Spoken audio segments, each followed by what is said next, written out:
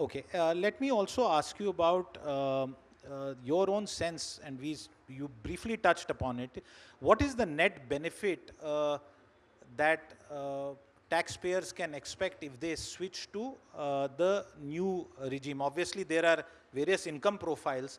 Can you give us the broadest sense of who benefits the most and to what extent? Uh, Now, every section of the taxpayer benefits, number one. Number two is the person who is the lowest rung, earlier up to 5 lakh, now up to 7 lakh in the proposed regime, is not required to pay any tax. If he is salaried employee, it becomes 7 lakh 50,000. So a person earning 7 lakh 50,000 per annum without any deduction, without any exemption, will not be required to pay any tax. Now coming from 7 lakh or 7.5 lakh to 15 lakh, at 15 lakh, our calculation shows that in the proposed tax regime, the tax payable would be 1,50,000. So effective tax rate works out to 10%. But if there is a taxpayer who with income of 18 lakh 75,000 with a deduction exemption of 3 lakh 75,000 in the old regime, net income becomes 15 lakh, will also be paying tax of 1 lakh 50,000 in the old regime. That means to say 18 lakh 75,000 income, deduction of 3 lakh 75,000 plus exemption.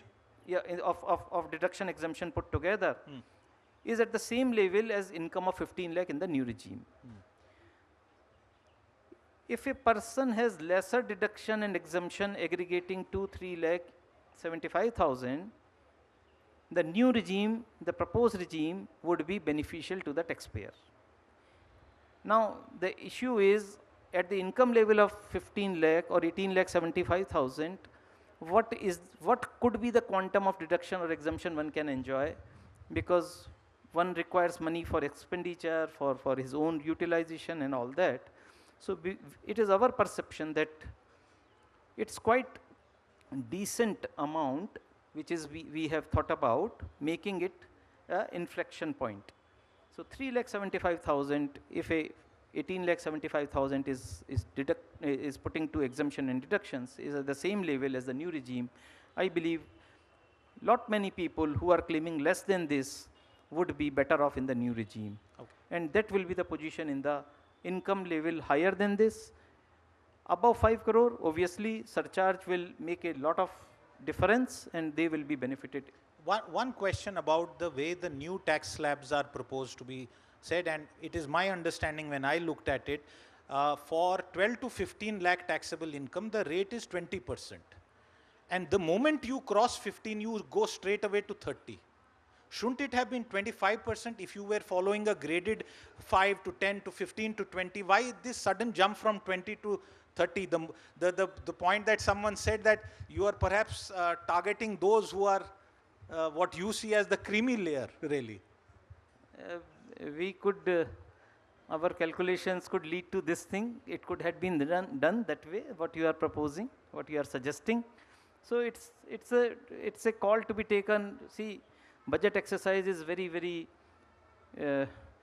time oriented. There is a timelines involved. There is a lot of work to be done. It's really, I'm saying, our team is working overnight, at times 2 o'clock, 3 o'clock. Even I left office at 12:30 in the night. So it's a very rigorous. There is no argument against this, and people like me who have covered the finance ministry know that if the midnight oil is burnt in Bharat Sarkar, 3 months before budget, North Block burns a lot of oil. But sir, I will persist with that question, and you must allow me this.